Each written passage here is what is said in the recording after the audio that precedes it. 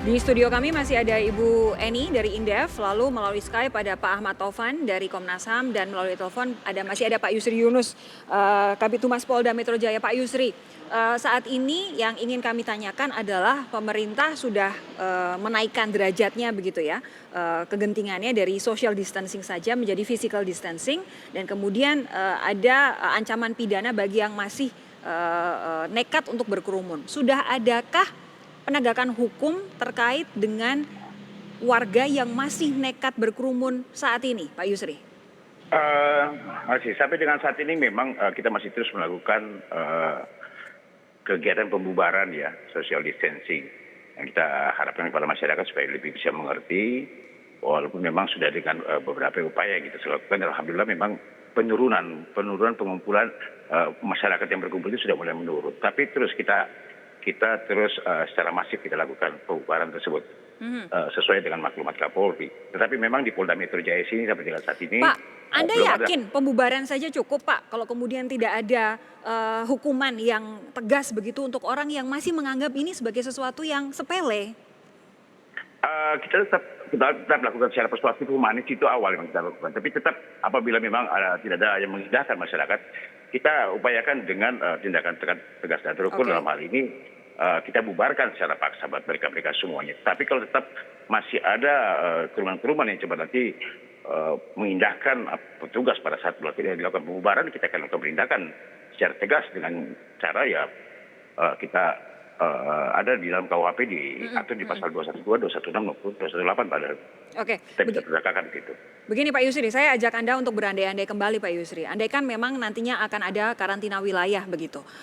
Seberapa kesiapan Polda Metro Jaya kalau karantina wilayah diberlakukan di DKI Jakarta? Akankah ada koordinasi dengan TNI misalnya? Kalau memang itu kebijakan pemerintah yang dikeluarkan untuk di wilayah DKI Jakarta, ya ini wilayah Polda Metro Jaya, kami dengan TNI akan siap selalu waktu semuanya itu. Oke, gini. Jadi kalau misalkan ada karantina wilayah, terus kemudian ini kan berarti kan memang harus disambut dengan bantalan sosial yang memadai dan cepat begitu. Tapi andaikan kemudian pada saat karantina wilayah terjadi tindak kriminalitas, misalnya seperti penjarahan. Siapkah kepolisian kita untuk mengatasi itu, Pak Yusri, terutama di DKI Jakarta? Memang simulasi ini memang sudah kita persiapkan ya, simulasi yang sampai dengan situasi yang terjadi sekalipun kita siapkan semua. Kami bersama-sama dengan TNI kita lakukan kegiatan simulasi penanganan apabila menghadapi hal seperti apa yang Mbak sampaikan tadi. Demikian, Mbak. Oke, jadi sudah ada simulasi terus ya Pak ya? Iya, Mbak. Baik, saya beralih ke Pak Ahmad Taufan lagi kalau begitu. Pak, sesuai dengan pemenuhan hak asasi manusia, kalau kemudian ada karantina wilayah, kebutuhan-kebutuhan apa saja yang harus disediakan oleh baik itu pemerintah pusat maupun pemerintah daerah untuk masyarakat, Pak Taufan? Ya, kalau merujuk pada Undang-Undang Nomor 6 2018, di situ ditulis menjadi kewajiban pemerintah pusat ya. Walaupun pemerintah pusat bisa saja juga meminta dukungan pemerintah daerah, yaitu memenuhi kebutuhan kehidupan dasar dari warga masyarakat. Tidak dikatakan golongan, tapi tentu saja yang paling utama tentu adalah golongan-golongan yang menengah ke bawah. Ya. Walaupun tidak disebut itu dalam undang-undangnya. Itu kewajibannya. Nah, kami Komnas HAM juga mengusulkan beberapa poin lainnya, yaitu ada perhatian khusus itu kepada tenaga kerja kita, buruh.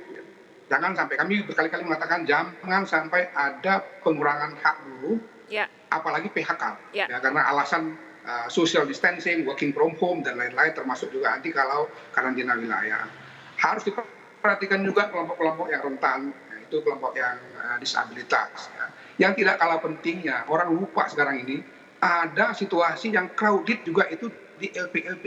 Di LP? Makanya tadi soal itu sudah, dan Pak Yasona Lauli juga sudah cukup khawatir memberikan concern pada masalah ini dengan membuat berbagai pertimbangan-pertimbangan. Jadi ini juga harus ada solusinya ini, gitu. Komnas sudah menyiapkan satu draft yang nanti Senin akan kami sampaikan. Oke, Senin akan disampaikan. Baik. Langkah-langkah mengurangi kemungkinan orang untuk berkumpul sehingga kemudian kemungkinan terjadi transmisi virus itu.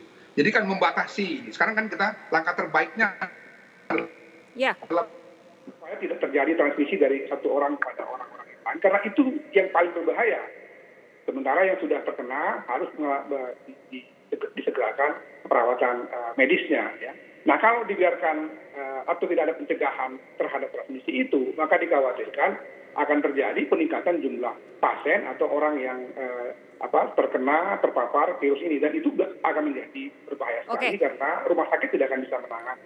Itu sebabnya menjadi penting satu sikap yang tegas, satu penegakan hukum yang tegas, Pak Tovan. agar orang tidak sembarangan keluar, tidak sembarangan berinteraksi dengan orang lain. Pak Tovan, sebentar harus kami potong karena ada gangguan komunikasi. Kami akan coba kembali untuk memperbaiki komunikasi dengan Pak Tovan. Saya pindah dulu ke Bu Eni. Tadi Pak Tovan, walaupun terakhir ada gangguan, tapi sudah clear. Apa-apa saja yang harus kemudian dilakukan oleh pemerintah untuk memastikan pemenuhan hak asasi ketika karantina wilayah sudah terjadi begitu. Nah, dan itu sudah ada payung hukumnya. payung hukumnya sudah ada. Tapi begini pertanyaannya, kita sanggup tidak Ibu untuk menanggung itu semua? Harus sanggup, bukan sanggup apa tidak, harus sanggup. Jadi gini Mbak, kalau pemerintah sudah memutuskan karantina wilayah, yang ditanyakan pertama itu bukan kesiapan polisi, TNI atau penegak hukum, bukan. Tetapi bagaimana pemenuhan tadi, bagaimana persiapan pemenuhan dasar untuk masyarakat. Nah, jadi kemarin ini kan Presiden sudah mengumumkan untuk yang 9 program itu kan yang paling utama kan 2.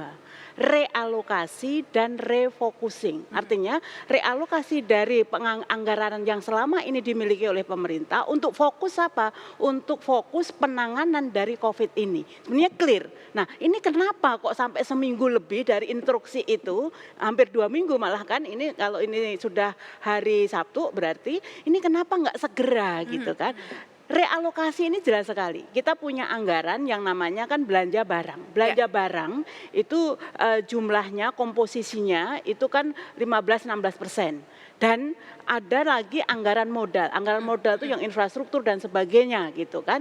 Ini jumlahnya total ini kan sudah lebih dari 700 triliun yang sudah pasti. Belum lagi belanja pegawai yang sifatnya misalnya tunjangan untuk pejabat. Ini jumlahnya juga sangat besar termasuk tunjangan di DPR. Nah, itu saja kalau hanya mencari 400 triliun itu sangat mudah untuk dari realokasi anggaran-anggaran tadi. Karena prakteknya sekarang dengan adanya wabah ini kan banyak kantor-kantor juga yang tutup atau bekerja dari rumah. Artinya apa? Belanja untuk operasional ini juga pasti berkurang gitu kan. Nah ini kan bisa segera dialihkan. Nah padahal simulasi kami, katakanlah misalnya untuk karantina wilayah DKI. DKI ini untuk KJP aja, ini kan kurang dari 1 juta realisasi. Artinya kalau ditambah tadi yang benar-benar harus di-cover pemerintah, katakanlah pekerja harian, pedagang dan juga misalnya tadi tukang pedagang kaki lima, ojek online yang semuanya katakanlah itu yang penghasilannya harian. Itu 4 juta saja, 4 juta rumah tangga itu lebih dari cukup. Karena kan DKI kan hanya ini 4 juta hitungannya pun sudah diperbesar dari hitungan pemerintah DKI Jakarta ya? Iya, karena pemerintah DKI Jakarta kemarin kan menganggarkannya sekitar 2 jutaan. Begini, apakah kemudian kalau hitung-hitungan Bu Eni ini kan tampaknya masuk akal sekali. Iya. Akankah kemudian kalau karantina wilayah diberlakukan, kita akan sampai perlu berhutang? Jadi gini, berhutang itu nanti kebutuhan untuk recovery bisa jadi, tentu ada kebutuhan untuk recovery yang kemarin pakai stimulus jilid kedua, karena ada restrukturisasi kredit, ada untuk pembiayaan dan juga untuk paket-paket yang lain gitu, termasuk untuk UMKM. Nah itu mungkin perlu nanti dana tambahan, tetapi untuk penanganan emergency response yang harus segera untuk memenuhi kebutuhan dasar masyarakat, katakanlah kita butuh 14 hari. 14 hari itu kan berarti 14 kali katakanlah tadi kita upgrade menjadi 4 juta gitu kan, dan kali katakanlah katakanlah sehari 100.000 kali 14 hari kan 1.400.000 Ya, kali 4 ya, juta. ya. Itu kan nggak ada 7 triliun gitu kan. Oke, Nah, oke. 7 triliun dari anggaran, ya anggaran 2.000 triliun pemerintah APBN itu kecil sebenarnya. Baik, baik. Saya nanti akan lanjutkan dengan Bu Eni dan juga Pak Ahmad Taufan. Tapi saya mau punya pertanyaan terakhir dulu buat Pak Yusri. Pak Yusri, ini tadi sudah jelas, baik dari Komnas HAM maupun dari Indef, sama-sama suaranya adalah secepatnya ada karantina wilayah. Kalau kemudian ini yang dilakukan oleh pemerintah Provinsi DKI Jakarta, sanksi pidana apa yang akan diberlakukan kepada masyarakat yang masih akan melanggar karantina wilayah jika nantinya diterapkan di DKI Jakarta? Terima kasih Mbak. Memang untuk karantina ini kan masih belum dilakukan, belum diingat Betul, juga. Tapi betul. Ini apapun berandai-andai kebijakan lagi, Pak. pemerintah, ya, kalau memang ada kebijakan pemerintah seperti itu tetap kita akan laksanakan. Ya, di dalam KUHP juga ada, Undang-Undang Nomor 6 2018 juga ada. Di KUHP saya katakan tadi di pasal 212, 216, 218 ini yang bisa kita terapkan. Itu pun juga akan kita bicarakan lagi nanti dengan sama-sama untuk kita Jadi kira-kira jelas pasal ada apa itu. pidananya ya Pak ya? Iya, ya, semuanya Mbak. Oke, siap. Terima kasih Kombes Yusri Yunus, Kabid Humas Polda Metro Jaya sudah bergabung bersama kami di Sapa Indonesia Malam. Masih akan ada satu segmen lagi saudara di mana saya akan berbincang kembali dengan Pak Ahmad Taufan dan juga Bu Eni soal ini sebentar lagi Lebaran. Apa yang harus segera dilakukan pemerintah dan bagaimana cara masyarakat untuk kemudian memastikan bahwa kita tidak jadi pembawa virus untuk orang-orang lain. Sesaat lagi saudara, jangan kemana-mana, tetap bersama kami di Sapa Indonesia Malam.